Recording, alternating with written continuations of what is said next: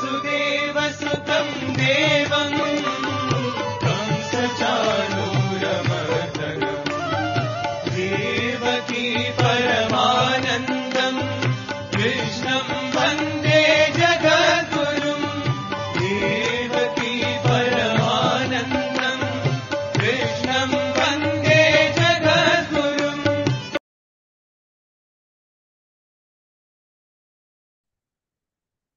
శ్రీ గురుభ్యో నమః. వ్యాస విరచిత శ్రీమద్భాగవతంలో దశమ స్కందంలో నేడు మనం త్రయోదశ అధ్యాయం 13వ అధ్యాయం ప్రవచించుకుంటున్నాం. ఇందులో 10 శ్లోకాల వరకు మనం నిన్నటి పాఠంలో ప్రవచించుకున్నాం. ఈ అఘాసుడి యొక్క నోటి నుండి బయటికి వచ్చి పునర్జీవితులైనటువంటి బాలకులందరూ కూడా గోపాలకృష్ణుడితో కలిసి యమునా నది ఇసుక తిన్నెల దగ్గర చక్కగా వాళ్ళు తెచ్చుకున్నటువంటి మధ్యాహ్న భోజనం ఏదైతే ఉందో సద్దన్నం, దాన్ని చక్కగా శ్రీకృష్ణ పరమాత్ముడిని చూస్తూ ఒక పద్మం ఆకారంలో కూర్చుని కర్ణికలాగా శ్రీకృష్ణ భగవానుని పెట్టుకుని అందరూ శ్రీకృష్ణ భగవానుడి వైపే తిరిగి ఆయనతో చూస్తూ ఆయనతో మాట్లాడుతూ కబుర్లు చెప్తూ వాళ్ళు తెచ్చుకున్నటువంటి పదార్థాలని ఆరగిస్తున్నారు. ఆ సందర్భంలో జరిగినటువంటి సన్నివేశం ఈ బ్రహ్మదేవుడు దూడల్ని అపహరించడం, గోపాలకుల్ని మాయ చేయటం, అక్కడి నుంచి దాచిపెట్టడం అనేటువంటి సన్నివేశం ఈ రోజు మనం చెప్పుకోబోయేటువంటి ముఖ్యమైనటువంటి అధ్యాయం. ముందుగా భగవత్ స్మరణ చేసుకుని ప్రారంభించుకుందాం.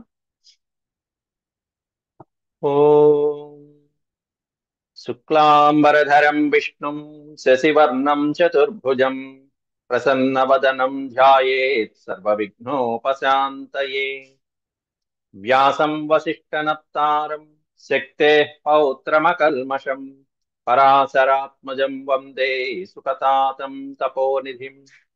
వ్యాసాయ విష్ణురూపాయ వ్యాసరూపాయ విష్ణవే నమో వై బ్రహ్మనిధయే వాసిష్ఠాయ నమో నమః. నారాయణం నమస్కృత్య నరం చైవ నరోత్తమం దేవీం సరస్వతీం వ్యాసం తతో జయముదీరయేత్. మనకి నిన్న ప్రవచనంలో 10 శ్లోకాల వరకు చెప్పుకున్నాం. సర్వే మిథో దర్శయంతః స్వస్వభోజ్యరుచిం పృథక్ హసంతో హాసయంతశ్చాభ్యవజగృ సహేశ్వరాః. ఈశ్వరుడితో పాటుగా శ్రీకృష్ణ పరమాత్ముడితో పాటుగా చక్కగా వాళ్ళందరూ కూడా వాళ్ళు తెచ్చుకున్నటువంటి భోజన పదార్థాలు ఏవైతే ఉన్నాయో వాటిని ఆస్వాదించడంలో మైమర్చిపోయారు వాళ్ళందరూ కూడా. అట్లాంటి సందర్భంలో శ్రీకృష్ణ పరమాత్ముడు ఏ విధంగా వాళ్ళనందరినీ కూడా తన్మయుల్ని చేస్తున్నాడు, మనలందరినీ మంత్రముగ్ధుల్ని చేస్తున్నాడు అనేటువంటి ఈ తర్వాత శ్లోకంలో వివరిస్తున్నారు. బిభ్రద్వేణుం జఠర పటయో శృంగవేత్రే చ కక్ష్యే వామే పాణౌ మసృణ కబలం తత్ఫలాన్యంగులీషు తిష్టన్ మధ్యే స్వపరిసుహృదో హాసయన్నర్మభిస్వైః స్వర్గే లోకే మిషతి బుబుధే యజ్ఞభుక్ బాలకేళిః. ఇక దీంట్లో బిభ్రద్వేణుం జఠర పటయో శృంగవేత్రే చ కక్షే చదివే విధానం, దీన్ని ఈ శ్లోకం మందాక్రాంత వృత్తం అంటారు. దీన్ని 4 అక్షరాల దగ్గర ఒక చోట ఆపి తర్వాత 6 అక్షరాల దగ్గర ఆపి మిగతా అక్షరాలని కంటిన్యూషన్ గా చదవాలి. 4, 6 తర్వాత మిగతావి. బిభ్రద్వేణుం జఠర పటయో శృంగవేత్రే చ కక్షే వామే పాణౌ మసృణ కబలం తత్ఫలాన్యంగులీషు తిష్టన్ మధ్యే స్వపరిసుహృదో హాసయన్నర్మభిస్వైః స్వర్గే లోకే మిషతి బుభుజే యజ్ఞభుక్ బాలకేళిః. కాళిదాసు మేఘ సందేశం అంతా కూడా ఈ వృత్తంలోనే మందాక్రాంత వృత్తంలో రాశాడు.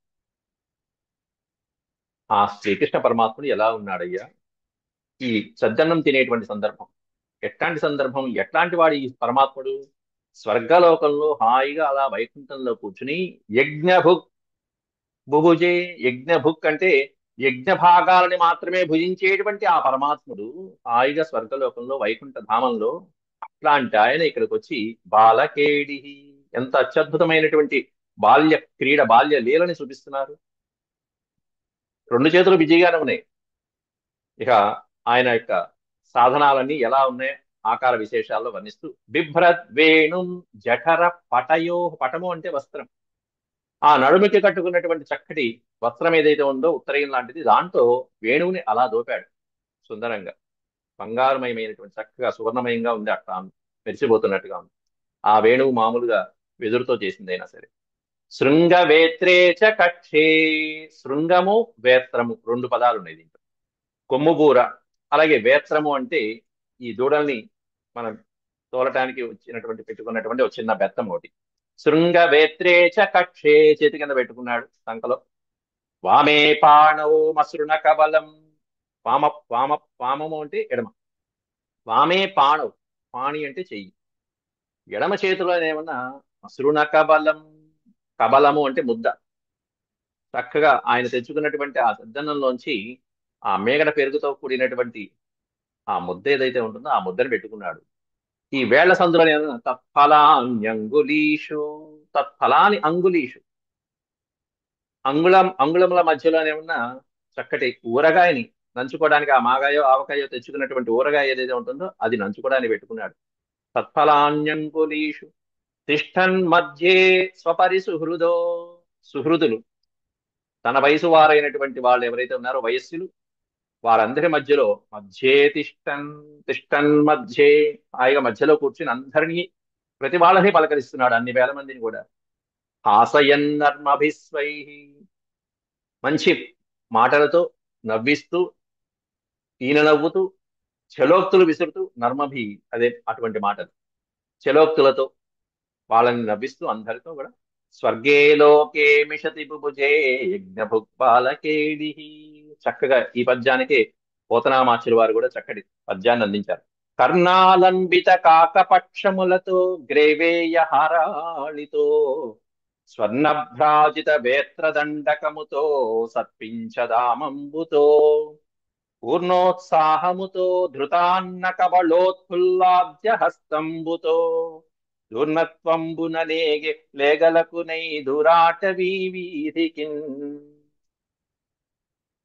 అయితే ఈ విధంగా ఉంటే ఇక్కడ స్వామి తర్వాత వీళ్ళందరూ చక్కగా భోజనం చేసేటువంటి ఆతృతలో ఉంటే, ఇక్కడ జరిగినటువంటి సన్నివేశం ఏమైంది అంటే దూడలన్నీ కూడా అక్కడి నుంచి మెల్లగా అవి ఆరగించడానికి గడ్డి ఎక్కడైతే ఉందో అక్కడికి వెళ్తున్నాయి. అది కొంచెం వన ప్రాంతం లోపలికి ఉంది దట్టంగా. భారతైవం వత్సపేషు భుంజానేష్వచ్యుతాత్మసు వత్సాస్వంతర్వనే దూరం వివిశుస్తృణలోభితా. భారతైవం వత్సపేషు భుంజానేషు అచ్యుతాత్మసు, ఇలా ఈ విధంగా భోజనం చేస్తూ అందరూ కూడా, గోపాలకులందరూ కూడా అచ్యుత ఆత్మసు, భగవంతుడి మీదే మనసు లగ్నం చేసి శ్రీకృష్ణ పరమాత్ముడితో అంతర్లీనం చేసి మమైకమైపోయి తన్మయమైపోయి అలా భోజనం చేస్తూ ఉంటే, అలా మెల్లమెల్లగా ఉన్నటువంటి అక్కడ ఉన్నటువంటి దూడలన్నీ కాస్త తృణలోభితా, గడ్డి తిందామనేటువంటి లోభంతో అక్కడ కనిపించినటువంటి గడ్డి దగ్గరికి వెళ్తే అక్కడి నుంచి మెల్లమెల్లగా మెల్లమెల్లగా దూరం వనే, ఆ వనంలో దూరంగా వెళ్ళిపోయినాయి. వత్సాస్వంతర్వనే దూరం, అంతర్వని అరణ్యంలో లోపలికి వెళ్ళిపోయినాయి ఆ దూడలన్నీ కూడా. ఒక్క 10 నిమిషాల్లో అక్కడ ఉన్నటువంటి దూడలన్నీ మెల్లగా వెళ్ళిపోయినాయి. గోపాలకులందరూ కాస్త భయభ్రాంతులు అయిపోయారు. అయ్యో నా దూడలేవి, నా దూడలేవి. ఒక్కొక్కరికి దాదాపు 50 దూడలు 100 దూడలు కనిపినాయి. తాన్ దృష్ట్వా భయసంత్రస్తాన్ ఊచే కృష్ణోస్య భీభయం మిత్రాణ్యాశాన్ మా విరమతే, మా విరమతే. రే నాయన మీరు భోజనానికి కూర్చున్నారు, మా విరమతే, భోజనం ఆపమాకండి అంటూ స్వామి భోజనం చేస్తూ ఉండండి మీరు హాయిగా. మా విరమతే ఇహానేష్యే వత్సకానం, ఇక్కడ విడతీస్తే ఈ అనే అక్షరం వస్తుంది. ఇహానేష్యే వత్సకానం, విరమతే హానేష్యే, విరమతే హానేష్యే వత్సకానం అని ఇచ్చేశారు. విడతీసుకుంటే కనుక మా విరమత మిత్ర, మా విరమత, మీరు విరమించమాకండి. ఇహ ఆనేష్యే, ఇగో ఇక్కడికే నేను తీసుకొస్తాను. వత్సకానం ఆనేష్యే, ఆ దూడలన్నీ నేనే తీసుకొస్తాను, మీరేమీ భయపడమాకండి అని. భీభయం మా, మా భీభయం కృష్ణోస్య భీభయం, ఆ శ్రీకృష్ణ పరమాత్ముడు వీళ్ళందరికీ అభయం ఇచ్చాడు. నేను తీసుకొస్తాను, మీరు హాయిగా భోజనం చేస్తుండండి, భోజనానికి కూర్చున్నారు అంటూ అభయం ఇచ్చాడు పరమాత్ముడు. ఆ మాట చెప్పి శ్రీకృష్ణ పరమాత్ముడు బయలుదేరుతున్నాడు. ఇత్యుక్త్వాద్రి, అద్రి అంటే పర్వతం, అక్కడి నుంచి బయలుదేరి ఇక వెతకడం మొదలు పెట్టాడు. ఇత్యుక్త్వాద్రిధరి కుంజగః పరేష్వాత్మవత్సకాన్ విచిన్వన్ భగవాన్ కృష్ణ సపాణి కవలో యయౌ. ఎలా వెళ్ళాడు అంటే, వెళ్తున్నటువంటి వాడు దూడల్ని వెతకటానికి వెళ్తూ వెళ్తూ మళ్ళీ సపాణి కవలో యయౌ, చేతిలో ఉన్నటువంటి ముద్ద అలాగే ఉంది, చేతిలో ఆ ముద్దని పట్టుకుని మాత్రం అలాగే బయలుదేరాడు తింటూ హాయిగా చక్కగా. ఆ పని మాత్రం ఎక్కడ బ్రేక్ చేయట్లేదు. ఆ పని ఆపకుండా ఆయన హాయిగా తింటూ ఆ చేతిలో వేళ్ల మధ్యలో పెట్టుకున్నటువంటి ఆవకాయో మాగాయో పెట్టుకుని అది నంచుకుంటూ విచిన్వన్ భగవాన్ కృష్ణ, శ్రీకృష్ణ పరమాత్ముడు విచిన్వన్ అంటే అన్వేషిస్తూ, వెతుకుతూ, వత్సకాన్ విచిన్వన్ దూడల్ని అన్వేషిస్తూ మెల్లగా అద్రికురీ కుంజగహ్వరే అంటే ఆ పర్వతము, ఆ వనం ప్రాంతంలోంచి వెళ్ళి అక్కడ ఉన్నటువంటి పర్వత ప్రాంతము, అక్కడ ఉన్నటువంటి గుహలు ఏవైతే ఉన్నాయో అవన్నీ చూశాడు. ముందు చూశాడు, ఇక్కడ నీళ్ళ దగ్గర చూశాడు, ఆ దూడల యొక్క గుర్తులు కనిపిస్తున్నాయి. ఇక్కడే కదా నీళ్లు తాగినాయి అనుకున్నాడు. ఇంకొంచెం ముందుకు వస్తే ఇక్కడ గడ్డి తిన్నటువంటి గుర్తులు కనిపిస్తున్నాయి, బానే ఉంది. ఇంకొంచెం ముందుకు వెళ్తేనేమన్నా ఇక్కడ గుంపులుగా ఉన్నాయనేటువంటి ఆ అడుగు జాడలు, లేగదూడల యొక్క అడుగు జాడల్ని గుర్తించారు స్వామి. అవన్నీ గుర్తించుకుంటూ వెళ్ళారు. ఇంకొంచెం ముందుకు వెళ్ళారు, అక్కడ గుహ, ఈ గుహల తర్వాత మళ్ళీ అక్కడికి వెళ్ళిన తర్వాత అసలైనటువంటిది స్వామి, ఆవులు దూడలు అన్ని కూడా మాయమైపోయినాయి. కనిపించక తిరిగి వచ్చేసారు స్వామి, మళ్ళీ కనిపించక తిరిగి వచ్చేసారు. వచ్చి చూసేటప్పటికి ఇక్కడ బాలకులు లేరు, గోపాలకులు లేరు, ఇక్కడ వీళ్ళు అదృశ్యమైపోయారు. ఎందుకు జరిగింది ఇదంతా అనేటువంటిది ఇప్పుడు చెప్తున్నారు అసలు స్వామి. ఏమిటాయి అంటే అదంతా లీల, బ్రహ్మదేవుడు చేసినటువంటి మాయ. బ్రహ్మకి కాస్త అసూయ కలిగిందో, అహంకారం కలిగిందో, లేకపోతే స్వామి లీలని చూడాలనిపించిందో. ఎందుకంటే అఘాసురుడి యొక్క వధ సమయంలో జరిగినటువంటి ఒక వృత్తాంతం ఏంటంటే, ఇంతమందికి కూడా పునర్జీవితుల్ని చేయడం అనేటువంటిది బ్రహ్మదేవుడు జీర్ణించుకోలేకపోయాడు. నా బాధ్యత ఇది, నా డ్యూటీ కదా, ఆయన చేస్తే ఎట్లా అని చెప్పి అనుకునేటువంటి విధంగా డ్యూటీ కొద్దిగా మారింది. నా బాధ్యత ఇది అనేటువంటి బాధ్యత తీసుకున్నటువంటి, సృష్టించడం ఆయన కార్యం, చతుర్ముఖ బ్రహ్మ చేయాల్సినటువంటి పని. అట్లాంటిది కనీసం ఒక మాట కూడా లేకుండా ఈ కార్యం ఆయన చేసేస్తే ఎట్లా, ఇది నాది కదా కార్యం అనుకున్నాడు. పైగా ఇందులో బాలకృష్ణుడు చిన్నవాడు, ఇంత చిన్నవాడికి ఇంత లీల ఉంటుందా, సరే ఇంకో లీల చూద్దాం, ఇంకేమన్నా ఇంకా లీల ఏమైనా చేయగలడేమో చూద్దాం అన్నట్టుగా ఆ దూడలను అన్నింటినీ మాయం చేసేస్తుంది. తర్వాత దూడల్ని, ఆ తర్వాత ఇక్కడికి వచ్చి చూస్తే గోపాలకుల్ని అందరినీ మాయం చేశారు స్వామి బ్రహ్మదేవుడు. ఎవరా బ్రహ్మదేవుడు అంటే అంభోజ, అంభోజం అంటే పద్మం, ఆ పద్మమునందు జన్మించినటువంటి వాడు. అంభోజన్మజని జన్మని అంభోజన్మని అంభోజన్మనిస్తదంతరం అంతరగతో మాయార్భకస్యేసితు ద్రష్టుం మంజు మహిత్వమన్యదపి తద్వత్సానితో వత్సపాన్ నీత్వాన్యత్ర కురూద్వహాంతరదధాత్ ఖేవస్థితో యః పురా దృష్ట్వాఘాసురమోక్షణం ప్రభవతః ప్రాప్తః పరం విస్మయం. దృష్ట్వా అఘాసురమోక్షణం, ఆ అఘాసురుడు సర్పం రూపంలో వచ్చినటువంటి అఘాసురుడిని మోక్షణం, అతనికి మోక్షం కల్పించడం అనేటువంటిది దృష్ట్వా చూసి, ఆ అఘాసురుడి యొక్క దివ్యమైనటువంటి తేజస్సు అంతరిక్షమంతా వ్యాపించి దేవతలు ఆశ్చర్యపోయి, ఆ అఘాసురుడి యొక్క శరీరంలోంచి గోపాలకులు, ధేనువులు బయటకు వచ్చిన తర్వాత, శ్రీకృష్ణ పరమాత్ముడు బయటికి వచ్చిన తర్వాత ఆ తేజస్సు అంతా, దివ్యమైనటువంటి ఆ తేజస్సు అంతా పరమాత్ముడిలో లీనమైపోవటం చూశారు స్వయంగా బ్రహ్మదేవుడు. అప్పటికే వాళ్ళు కీర్తిస్తున్నారు దేవతలు. ఈ కీర్తి బ్రహ్మలోకానికి పాకింది. బ్రహ్మదేవుడు స్వయంగా చూసేటప్పటికీ ఆ జ్యోతి, పరంజ్యోతి అంతర్లీనమైపోయినట్టుగా అలా వచ్చేసింది. పరమాత్ముడు చూసి ఆశ్చర్యపోయాడు. దృష్ట్వాఘాసురమోక్షణం ప్రభవత ప్రాప్తం, అది చూసినటువంటి ఆ బ్రహ్మదేవుడికి, బ్రహ్మగారికి పరం విస్మయం ప్రాప్త, ఎంతో విస్మయాన్ని, ఆశ్చర్యాన్ని పొందాడు. ఇంత కృష్ణుడు ఇంకా 4-5 ఏళ్ళు వాడే, ఇట్లాంటి ఆ కృష్ణ పరమాత్ముడికి ఇంత లీల. అంభోజన్మజనిస్తదంతరగతో అంతరగతో మాయార్భకస్యేసితు. ఏం మాయ చేశారు ఆ స్వామి. ఇంకో మాయ చూడాలనిపించింది ఆయనకి, బ్రహ్మగారికి.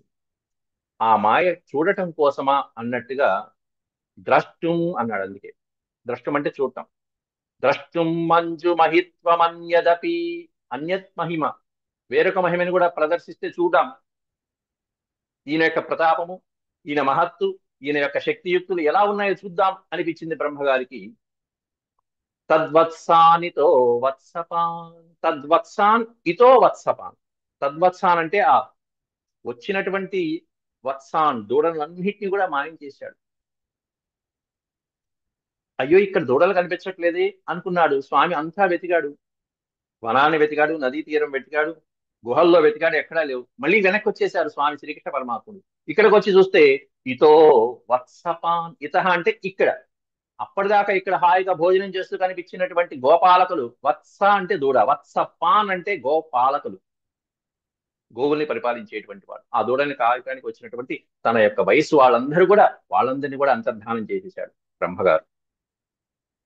ఏం చేశాట వీళ్ళందరినీ తీసుకెళ్లి నీత్వాన్యత్ర, నీత్వా అన్యత్ర, వీళ్ళందరినీ తీసుకెళ్లి వేరే చోట కురుద్వహాంతర దదాఖ్యేవస్థితో యః పురా. కురుద్ కురుద్వ కురుద్వహాంతర దదాత్ అంటే ఒక పెద్ద కొండ గుహలో వాళ్ళని నిక్షిప్తం చేసి వాళ్ళని నిద్రాణావస్థలో అలా ఉంచేసి మాయ చేసేసి ఈయన బ్రహ్మగారు ఖేవస్థితో యః పురా. ఖే అవస్థిత, ఆకాశంలో నుంచి మొత్తం అంతా హాయిగా ఏం జరుగుతుందో చూద్దామన్నట్టు కూర్చున్నాడు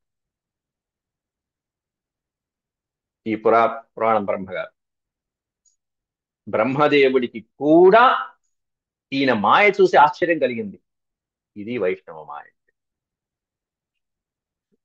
విష్ణువు గురించి మొత్తం తెలిసే బ్రహ్మదేవుడికి కూడా మైకం వచ్చి మోహంలో పడిపోయి మాయ కమ్మితే ఇక మన పోటీ వాళ్ళ పరిస్థితి ఏం చెప్పాలండి. సంసారులు, జీవులకో, ఇంద్రియాలు వీటితో వశమైపోయినటువంటి ప్రాణులు, సకల జీవులకి కూడా మాయ కమ్మటం అనేది సహజం కదా. చిన్న చీమ దగ్గర నుంచి సకల ప్రాణులు కూడా సంసారంలో కొట్టుకునేటువంటివన్నీ కూడా ఇంద్రియాలకి లీనమైపోయి ఆ వైష్ణవ మాయలో పడిపోతూ ఉంటాయి. స్వయంగా యశోదాదేవి ఆ పిల్లవాడి నోట్లో బ్రహ్మాండంగా ఆ విశ్వాన్ని చూసి స్వామిని కీర్తించి మరుక్షణంలో వైష్ణవ మాయలో పడిపోయింది. అట్లాంటిది ఎంతమంది మాయలో పడ్డారు. అట్లాంటి మాయలో బ్రహ్మగారు కూడా పడితే ఇంకేమన్నా ఉందా అంటే మనకి ఆయనకి తేడా ఉందా. ఈ చిన్న చీమకి కూడా ఉంటుంది మాయా స్థితి. ఆ చీమకిను బ్రహ్మగారికి ఇంకా తేడా ఉన్నట్టేనా చెప్పండి. బ్రహ్మగారు అంతటి వారే మాయలో పడిపోతే ఏం తేడా ఉన్నట్టు ఇంకా. అట్లాంటి పరిస్థితిని ఇక్కడ ఈ స్థితిలో భాగవతంలో, శ్రీమద్ భాగవతం అత్యద్భుతమైనటువంటి ఘట్టం. బ్రహ్మదేవుడు అంతటి వాడే ఈయన యొక్క మహిమ తెలుసుకోవాలని చెప్పి స్వయంగా రంగంలోకి దిగి చివరికి లంపలేసుకున్నటువంటి స్థితి స్వామివారు ప్రదర్శించినటువంటి అత్యద్భుతమైనటువంటి లీల ఇది. దైవీహ్యేషా గుణమయీ మమ మాయా దురత్యయ మామేవ ఏ ప్రపద్యంతే మాయామేతాంతరంతి తే అని గీతలో చెప్పారు 7వ అధ్యాయంలో. ఇదంతా నా మాయే. మమ మాయా దురత్యయ. ఎట్లాంటి మాయ అంటే విష్ణుమాయ ఎట్లాంటిదంటే దురత్యయ. ఎవరూ పసిగట్టలేరు ఈ మాయని. బ్రహ్మదేవుడే పసిగట్టలేడు, ఇంకా మామూలు వాళ్ళకేం. కానీ ఎవరు పసిగట్టాలంటే మామేవ ఏ ప్రపద్యంతే, నన్ను గుర్తించినటువంటి వాడు, నన్ను శరణు వేడినటువంటి వాడు, వాడు గుర్తించగలడు ఈ మాయని. నా పరిస్థితి ఏమిటి అని తెలుసుకున్నటువంటి వాడు గుర్తించగలడు. మాయామేతాంతరంతితే. ఇట్లాంటి మాయ నుంచి తరంతి, తరంతి అంటే అలా దాటగలిగినటువంటి వారు ఎవరంటే నన్నే శరణు వేడేవాడు అనునిత్యము. అట్లాంటి వాడు ఈ మాయ నుంచి దాటగలుగుతాడు. ఈ గోపాలకులందరూ అట్లాంటి వాళ్ళే మాయలో పడుతున్నది ఎవరయ్యా అంటే ఇదిగో పైన ఈ ఇంద్రుడు, నాదుడు, లేకపోతే ఈ బ్రహ్మగారు, ఇట్లాంటి వాళ్ళు పడుతున్నారు. గోపాలకులందరూ అనునిత్యము ఆయన్నే నిత్యం కొలుస్తూ ఆయన మీద మొత్తం భారం అంతా ఆయన మీదే వేస్తారు. అన్యథాచరణం నాస్తి అంటూ. ఇట్లాంటి అత్యద్భుతమైనటువంటి లీలని బ్రహ్మగారికి చక్కగా కనువిప్పు కలిగించింది. ఎందుకంటే ఇక్కడ నీటిపైన ఉన్నటువంటి తెల్ల స్వచ్ఛంగా ఉన్నటువంటి నీటిపైన నాసు అలా పొర కప్పేసినట్టుగా బ్రహ్మగారి కూడా అలా పొర కప్పేసింది, మాయ అనేటువంటి పొర కప్పేసింది. ఇంద్రుడికి అట్లాంటి పొర 2 సార్లు కప్పింది అంతకుముందు. ఇప్పుడు రాబోతున్న ఘట్టాల్లో అట్లాంటివన్నీ అత్యద్భుతమైన ఘట్టాలు రాబోతున్నాయి. ఒకటేమన్నా గోవర్ధనగిరి పర్వతం దగ్గర, రెండోది పారిజాతాభరణం దగ్గర. ఈ 2 సన్నివేశాల్లో కృష్ణ పరమాత్ముడు ఇంద్రుడికి చక్కగా చేయవలసిన సత్కారాలన్నీ చేస్తాడు. 2 సార్లు మాయామోహితుడైపోయాడు అక్కడ ఇంద్రుడు వారు. బ్రహ్మగారు కూడా ఈ విధమైనటువంటి స్థితిలో విష్ణుమాయని చూసి చివరికి లెంపలేసుకున్నారు. ఎట్లాంటి బ్రహ్మదేవుడండి అసలు! కారాగారంలో దేవకి వసుదేవులు ఇద్దరు కారాగారంలో ఉంటే ఆ గర్భంలో పరమాత్మ యొక్క దివ్యమైనటువంటి తేజస్సు ప్రవేశించగానే బ్రహ్మదేవుడు దిగి వచ్చి స్తోత్రం చేశాడా? స్తోత్రం చేసినప్పుడు ఈ మాయ ఉందా? లేదు కదా. పరమాత్ముడు ఉద్భవించాడు, లోక కళ్యాణం జరగబోతుంది అనేటువంటి వినయ విధేయతలతో ఉన్నాడా? ఇప్పుడు ఏమైంది? ఆ వినయ విధేయతలు ఇట్లాంటివన్నీ ఉన్న తర్వాత అవి నిలుపుకునేటువంటి సామర్థ్యంతో ఎప్పుడు ఉండాలి స్వామి పట్ల. ఏదో ఒక సమయంలో ఈ విధంగా వస్తుంది. ఎప్పుడు వస్తుంది? నీ విషయంలో ఇంకొకరు వచ్చి తలదూర్చినప్పుడు. బ్రహ్మగారి డ్యూటీ ఏంటంటే సృష్టించడం. ఆ సృష్టి కార్యం ఇప్పుడు ఈయన చేశాడు, పెద్ద ఆయన చేశారు. పెద్ద ఆయన చేశారు కదా, ఆయన చేస్తే ఇంకేముంది, తిరిగేముంది అనుకోవాలి. కానీ నా బాధ్యత ఈయన చేస్తాడు, ఈయన ఎలా చేస్తాడు? సృష్టించేది నేను కదా అనుకుంటే ఎట్లా? అది తప్పు అక్కడ. ఒక మంచి ఉదాహరణ, మేము కూడా పాఠాలు చెప్తూ ఉంటాం ఎప్పుడో. ఇన్స్పెక్షన్కి ఎవరో పెద్దవాళ్ళు వస్తూ ఉంటారు టీచింగ్ లో. పెద్ద పెద్ద వాళ్ళు వచ్చి, మామూలుగా విద్యాధికారులు ఉంటారుగా, జిల్లా విద్యాశాఖాధికారులు ఇట్లాంటి వాళ్ళు ఉంటారు, వచ్చి క్లాసులో కూర్చొని మేము పిల్లల మధ్యలో కూర్చుంటారు. మాస్టర్ని పాఠం చెప్పమంటారు. మాస్టారు పైన ఉన్నత విద్యాశాఖాధికారి ఉంటారు ఎప్పుడు కూడా. మాస్టర్ కంటే పైన జిల్లా శాఖ. ఆయన ఎప్పుడైనా ఇన్స్పెక్షన్కి వచ్చినప్పుడు పిల్లల మధ్యలో కూర్చుని మీరు చెప్పండి మాస్టర్, పర్వాలేదు మేము ఇక్కడ కూర్చుంటామన్నారనుకోండి, ఎలా చెప్పాలి పాఠం? అధికారి గారు ఉన్నారు, అధికారిని అధికారిలాగా చూడాలి, కానీ పిల్లలతో సమానంగా చూడరుగా.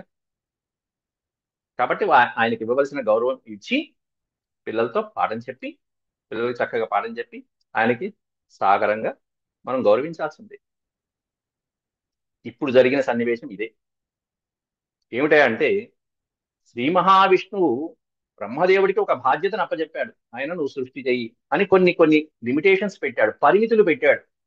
ఇలా ఇలా ఇలా చెయ్యాలి. ఎంత అత్యద్భుతమైనటువంటి లిమిటేషన్స్ అవి! ఇన్ని కోట్ల జీవరాశులలో ఒక ప్రాణికి మరొక ప్రాణికి పొంతన ఉండదు చూడండి, పోలిక ఉండదు చూడండి. అట్లాంటి నియమాలు, పరిధులు ఎక్కడ అత్యద్భుతమైనటువంటి పెట్టాడు. బ్రహ్మగారి యొక్క సృష్టి అద్భుతం. మానవుల్లో కమల పిల్లల్లో కూడా ఒకరికి పోలిక ఉండదు, సామ్యం ఉండదు. ఎంతో గుర్తిస్తే గానీ తల్లిదండ్రులే గుర్తించలేరు. అంత అత్యద్భుతంగా సృష్టి చేశారు పరబ్రహ్మ. ఈ బాధ్యత ఎవరు చేశారంటే విష్ణుమూర్తి. ఆయన హెడ్ ఆఫీస్. ఆయన బ్రహ్మగారికి ఇచ్చినటువంటి పోస్ట్ ఏమిటంటే నువ్వు ఇట్లా సృష్టి చెయ్యి. చేస్తున్నప్పుడు అప్పుడప్పుడు పెద్ద ఆయన కూడా జోక్యం చేసుకోవచ్చు. మీరు జోక్యం చేసుకుంటే ఎట్లా అని బ్రహ్మగారి కోపం వస్తే తప్పు కదండి. అదే జరిగింది ఇక్కడ సన్నివేశం. ఆయన చేసేటువంటి అధికారం, సర్వాధికారాలు ఉంటాయి. ఆయనకి ఎన్నో పనులు ఉంటాయి, ఆ ఒక్క బాధ్యత బ్రహ్మగారికి అప్పచెప్పారు ఇక్కడ, అంతే తేడా. అట్లా ఇక్కడ కూడా అంటే జనులందరి మధ్యలో సామాన్యంగా కనిపించేటువంటి అసామాన్యుడు ఆ పరమాత్ముడు. అందుకే శ్రీకృష్ణ పరమాత్ముడు కూడా గీతలో చెప్తాడు, అవజానంతి మాం మూఢాః మానుషీం తనుమాశ్రితం అన్నారు స్వామి. నన్ను మానవ మాత్రుడిగా, దేహదారుడిగా గుర్తించినటువంటి వాడు ఎవరన్నా ఉంటే వాడు మూర్ఖుడు అని చెప్పి బ్లంట్ గా తిట్టేశారు స్వామి శ్రీకృష్ణ పరమాత్ముడి గీతలో. రామావతారంలో అలా ఉండదు, చాలా సామాన్యంగా ఉంది. ఆత్మాహం మానుషం మన్యే అని ఆ స్వామి అన్న అంత వినయంగా చెప్తారు. ఆత్మానం, నేను రాముణ్ణి, దశరథం పుత్రం, నేను దశరథుడి పుత్రుని, ఆత్మానం మానుషం మన్య అంటాడు ఆయన. నేను సామాన్య మానవున్నయ్యా, నేను దేవుణ్ణి కాదో అంటూ మొత్తుకుంటాడు శ్రీరాముడైతే. ఈయనేమన్నా నన్ను మనిషిగా గుర్తించారంటే చీల్చి అంటాడేస్తా. నేను మానవుని కాదు. ఇది శ్రీకృష్ణుడి యొక్క లీల. అట్లాంటి పరమాత్ముడి బాల్యంలో గర్భస్థంలో, దేవకి గర్భస్థంలో ఉన్నటువంటి దివ్యజ్యోతికి వచ్చి నమస్కరించినటువంటి బ్రహ్మగారికి ఒక్కసారి మాయకం వేసింది, వైష్ణవ మాయ. అహంకారం వచ్చింది. నా బాధ్యత ఈయన చేయటం ఏమిటి అనేటువంటి అహంకారంతో వచ్చేసింది. చక్కగా అప్పటిదాకా ఆ సద్దన్నం తింటూ పిల్లలతో ఆడుకున్నటువంటి ఆ స్వామి కాస్త ఈ ధేనువుల్ని చూడటానికి వచ్చారు. ధేనువులు కనిపించలా, ఇటు పక్కన చూస్తే బాలుడు కనిపించలా. ఆశ్చర్యపోయి బ్రహ్మదేవుడు ఏం జరిగింది, బాలుండయ్యు ఇతండఘాసురుడు ద్రుంపన్ బాలురం త్రేవులన్ ఏ లీలన్ బ్రతికించనొక ఒక్క భువి ఊహింపం కడు చోద్యమౌ అంటూ బ్రహ్మగారు ఆశ్చర్యపోయాడు. ఒక చిన్న బాలుడు ఏమిటి ఇంత లీల చేయటం ఏమిటి, ఇంతమందిని బతికించడం ఏమిటి, అసలు అఘాసురుడి నోట్లోకి వెళ్ళి మృత్యువాత పడిపోయినటువంటి ఇంతమందిని బతికించడం ఏమిటి అని చెప్పి, ఇది నా పని కదా, ఎలా చేయగలిగాడు ఈ స్వామి, ఎలా చేయగలిగాడు అంటూ, పైగా ఇంత లీల ఎలా చేశాడు అనుకుంటూనే ఇక్కడికి వచ్చి చూస్తేనేమన్నా పోనీ సవ్యంగా ఉన్నాడా అంటే, వీళ్ళ ఎంగిల్ తిని వాళ్ళ ఎంగిల్ తిని వాళ్ళ కంచాలు వీళ్ళ కంచాలు అన్ని ఇట్టా ముట్టుకుంటున్నాడు, ఇదేం లీల అని చెప్పి అంత సామాన్యంగానూ ఉన్నాడు, ఇంత మహత్వాన్ని చూపిస్తున్నాడు, ప్రదర్శిస్తున్నాడు. ఇది శ్రీకృష్ణ పరమాత్ముడి యొక్క లీల. ఇట్లా ఇట్లా ఉన్నటువంటి, అయితే ఈ పరమాత్ముడు ఇప్పుడు చూపిస్తున్నటువంటి లీలలో ఇంతమంది ఈ వత్సలు దూడల యొక్క ఆకారాలని, గోపాలకుల యొక్క ఆకారాలని స్వామి ధరించబోతున్నారు. ఇది చూసి ఆశ్చర్యపోతాడు, బ్రహ్మగారికి కనువిప్పు కలగాలి. తతో వత్సాన్ అదృష్ట్వైవ, అదృష్ట్వ, అదృష్ట్వ అనే పదాన్ని అంటే, దృష్ట్వ అంటే చూడటం, అదృష్ట్వ అంటే చూడకపోవడం. తతో వత్సాన్ అదృష్ట్వైత్య పులినేపి చ వత్సపాన్ ఉభావపి వనే కృష్ణో విచికాయ సమంతతః. సమంతతః అటు ఇటు మొత్తం అంతా వెతికాడు. ఉభావపి ఇక్కడికి వచ్చి చూస్తే ఈ పిల్లలు లేరు, అక్కడేమన్నా ధేనువులు లేవు, అంతా వెతికాడు పాపం.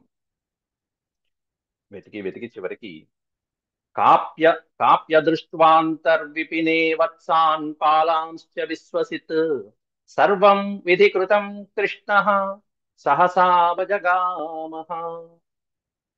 ఇక ఇక్కడ గుర్తించాడు, ఇదంతా ఎవరు చేసిన పని అయ్యా అంటే విధికృతం. విధి అంటే బ్రహ్మ, ఇదంతా బ్రహ్మగారు చేసినటువంటి పని, చతుర్ముఖుడు చేసినటువంటి పని అని గుర్తించారు స్వామి లీలగా.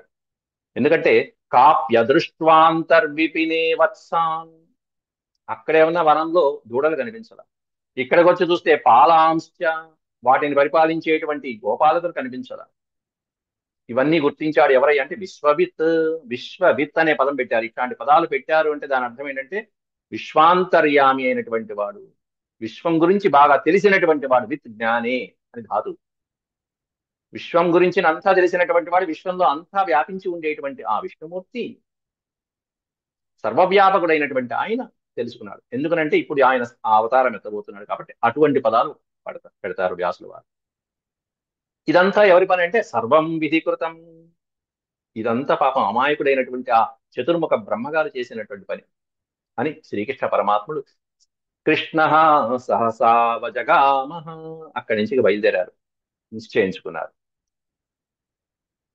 ఆయన అహంకారం తగ్గించాలా, లేకపోతే బ్రహ్మగారు అనుకున్నటువంటి తన లీలని ప్రదర్శించడం చేయాలా, లేకపోతే రక్షించలేదా స్వామి, ఇంతమంది అఘాసుర సంహారము, పూతనా సంహారము, తృణావర్తుడు ఇట్లాంటి వాళ్ళందరినీ చేసినటువంటి స్వామి పిల్లల్ని రప్పించలేదా, ఎక్కడ ఉన్నారో కనుక్కోలేదా, తెప్పించచ్చు కదా, తెప్పిస్తే మాయ తగ్గుతుందా, ఇవన్నీ ఆలోచించుకున్నారు స్వామి.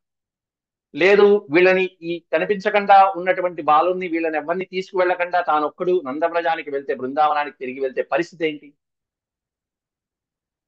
వాళ్ళందరూ అడుగుతారు కదా. ఇన్ని వేల మంది గోపాలకులు ఏమయ్యారు, పిల్లలు ఏమయ్యారు, చిన్న పిల్లలు, 5 ఏళ్ల పిల్లలు, 6 ఏళ్ల పిల్లలు, అందులోనూ దూడలు ఏమైనాయి, అన్ని వేల దూడలు ఏమైపోయినాయి, ఎంత కంగారు ప్రజల్లో వాళ్ళు. పిల్లలు లేకపోతే ఆ తల్లుల యొక్క పరిస్థితి ఏంటి, ఇవన్నీ ఆలోచించుకున్నాడు. పిల్లలు కనిపించకుండా ఆ కృష్ణ పరమాత్ముడు ఒక్కడే తిరిగి బృందావనానికి వెళ్తే పరిస్థితి ఏమై ఉంటుంది, ఆ తల్లులు ఎంత అల్లల్లాడిపోతారు. కృష్ణునే నమ్ముకుని కదా పంపించింది వాళ్ళందరూ.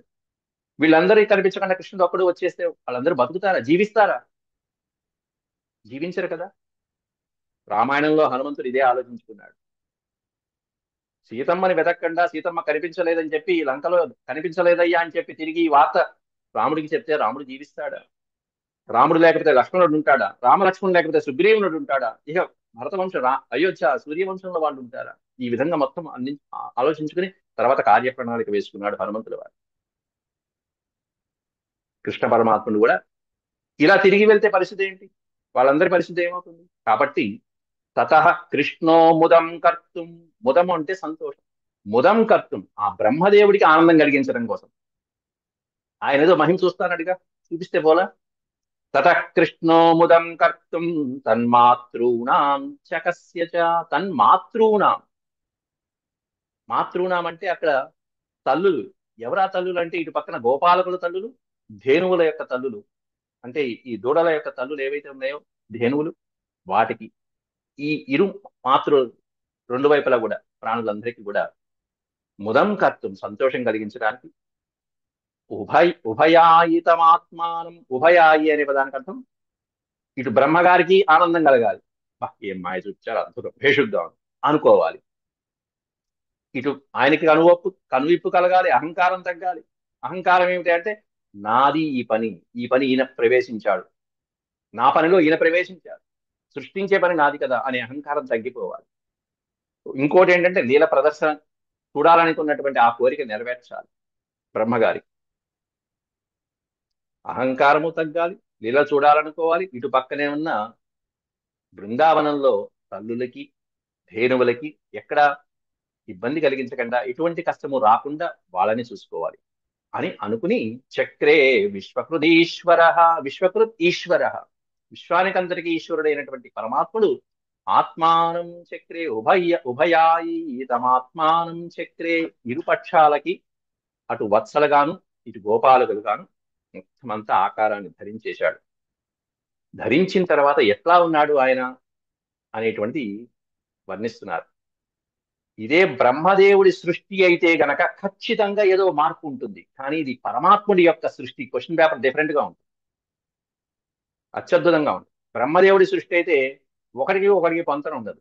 ఎక్కడో చివరికి బొటన వేలు దగ్గర ఇదిగో ఇక్కడ ఉంటాయి ఏకచక్ర మహాభోగి అంటూ ఉంటారు. అక్కడ కనీసం ఈ అంగుష్టంలో ఉన్నటువంటివన్నీ గీతలన్న తేడా ఉంటాయి, కానీ ఎటువంటి మార్పు లేకుండా ఉన్నదిన్నట్టుగా ఆ తల్లుల యొక్క బిడ్డలు ఎలా ఉన్నారో అలాగే స్వామి ఆకృతి దాల్చారు. గోపాలకుల యొక్క ఆకృతే కాకుండా ఇటు వత్సల యొక్క ఆకృతి కూడా, దూడలు ఎలా ఉండేవి, ఆ దూడ మళ్ళీ తిరిగి పరిగెత్తుకుంటూ వెళ్ళి తల్లి దగ్గరికి వెళ్తాం, అది 19వ శ్లోకంలో వర్ణిస్తున్నారు. యావద్వత్స యావద్వత్సపవత్స కాల్పకవపు యావత్కరాంఘ్రియాదికం యావద్యష్టి విషాణ వేణుదళసిక్ యావద్విభూషాంబరం యావద్విభూషాంబరం యావచ్చీలగుణాభిధాకృతివయో యావద్విహారాదికం సర్వం విష్ణుమయం గిరోంగవదజః సర్వస్వరూపో బభు సర్వస్వరూపో భవ. సమస్తమైనటువంటి స్వరూపాలలో సర్వం విష్ణుమయం అన్నట్టుగా అంతా ఆ స్వామి తన రూపాలను ధరించేశాట. తన రూపంతో అక్కడ ఆయా రూపాలు కలిగినటువంటి గోపాలకుల్లో ప్రవేశించేశారు స్వామి. ఆ బాలులు ఎలా ఉండేవారు, ఆ ధేనువులు ఎలా ఉండేవి, ఈ వత్సలు ఎలా ఉండేవి, అవే రూపంలో స్వామి అంతర్లీనంగా మొత్తం అంతా సెట్ చేశారు. యావత్ వత్సపవత్స కాల్పక వపు, వపు అంటే శరీరం, వారి వారి యొక్క శరీరాలు, ఆకృతులు, రంగులు, మేకప్లు ఎలా ఉన్నాయో అట్లాగే ఉన్నారు స్వామి. యావత్ కరాంఘ్రియాదికం, కరము అంఘ్రియాదికం అంటే చేతులు, కాళ్ళు, అలాగే శరీరం, అంగ సౌష్ఠవాలు మొదలైనటువంటివన్నీ కూడా వర్ణ అంగ సౌష్ఠవాదులతో పాటుగా సమానంగా అన్నారు. ఏ ఏ పిల్లలు ఏ ఏ దూడలు ఎలా ఉన్నాయో అలాగే. యావత్ యష్టి విషాణ వేణుదళసిత్, యావత్ యష్టి విషాణ, వాళ్ళ చేతుల్లో కర్రలుంటే ఈయన కర్ర పట్టిన, వాళ్ళ చేతుల్లో వేణు ఉంటే ఈయన కూడా వేణు పట్టు. ఆ రూపాలు ధరించి వాళ్ళ చేతుల్లో ఏవైతే ఉన్నాయో పాత్రలా, లేకపోతే వస్తువులా, లేకపోతే తిన్న పాత్రల ఏవైతే ఉంటాయో అవన్నీ. నెమల పింఛం పెట్టుకునే పిల్లలు కొంతమంది నెమల పింఛాలు పెట్టుకునేవాడు. యావద్ విభూషాంబరం, అంబరము అంటే వస్త్రములు, వాళ్ళు ఎటువంటి వస్త్రాలు ధరించారో విభూష అంబరం, అటువంటి వస్త్రాలని ధరించి స్వామి అలాగే ఉన్నారు. పోనీ ఆకారం మేకప్ వరకేనా, పోనీ గుణాలు ఏమన్నా తేడా ఉన్నాయంటే అబ్బే ఎక్కడ తేడా. యావత్శీల గుణాభిధాకృతి వయో, గుణము, శీలము, ఆకృతి మొదలైనటువంటివన్నీ కూడా పూర్వం ఆ యాదవ బాలురు ఆ గోపాలురు ఏ విధంగా ఉన్నారో అటువంటి ఆకృతిని ఇన్ని వేల రూపాలలో ధరించారు స్వామి. యావద్విహారాదికం, యావద్విహారాదికం. సరేనయ్యా, ఆకారం మేకప్ బానే ఉంది, గుణాలు అంటున్నావు, గుణం బానే ఉంది, పోనీ విహారాధికం, నడకలో ఏమైనా తేడా వచ్చిందా, భంగిమల్లో ఏమైనా తేడా వచ్చిందా, పోజులు స్టిల్స్ ఇవ్వడంలో ఏమైనా తేడా వచ్చిందా అంటే అబ్బే ఏమీ లేదు. ఆయా గోపకుమారుడు యొక్క నడక విధానము ఏ విధంగా ఉండేదో అలాగే నడుస్తూ స్వామి బయలుదేరారు. ఇన్ని వేల రూపాలలో స్వామి అంతర్నిహితమై ఆయా రూపాలలో ఆయన యొక్క ఆత్మ ప్రక్షిప్తమై బ్రహ్మదేవుడికి ముచ్చెమటలు పట్టేట్టుగా చేస్తున్నారు. యావద్విహారాధికం, నడక, తీరు, మాట, హావభావాలు, వస్త్రాభరణాలు, అలాగే చేతిలో దండాలు, వేణువులు, పింఛములు, తలపాగాలు, అనేకమైనటువంటి హారాలు, ఆ వనాల్లో దొరికేటువంటివి పెట్టుకున్నటువంటి వాళ్ళు ఉన్నారు. అవన్నీ కూడా అట్లాగే ధరించి స్వామి ఇన్ని వేల రూపాలలో ఆ శ్రీకృష్ణ పరమాత్ముడు అంతర్నిహితుడైపోయి అలా బయలుదేరారు వనం నుంచి బృందావనానికి. వనం నుంచి బృందావనానికి బయలుదేరారు. ఇది సర్వం విష్ణుమయం అంటే.